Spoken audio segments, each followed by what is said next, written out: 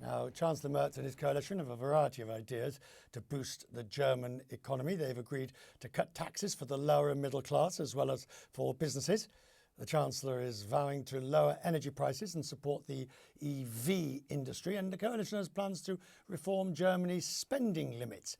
Critics point to these restrictions as a reason for the nation's slow growth. He's also supported an increase in defence spending. Franziska Brantner is the co-leader of the German Greens Party, currently holding 85 of the 630 seats, and believes that Ms. Merz's inability to win during the first round of voting weakened Germany. Good to see you, ma'am. Thank you. What do you think happened? What were his own people trying to tell him, and why do you think that weakens him?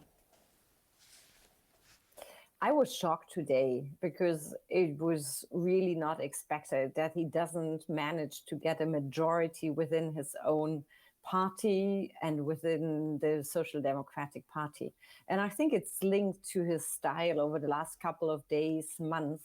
He has been very polarizing. His style was, either you go my way or you don't go anyway. And this has been offending a lot of people in his party, in the Social Democratic Party. And I think he really needs to change that style to say, my role is now to bring people together, not to split them apart.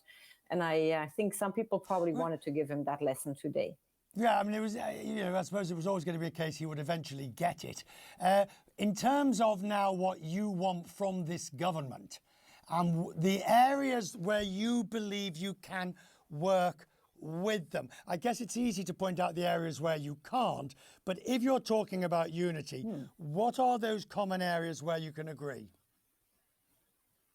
We really want Merz to be a strong European chancellor. We want him to be there to support Ukraine, to support European defense, to really invest in European security, to make Europe a safer place.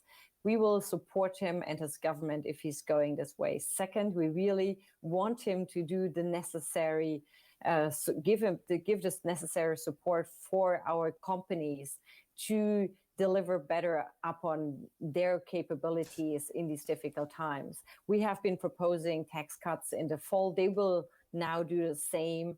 I really hope they will do this fast. Our companies have been waiting for this for 6 months now.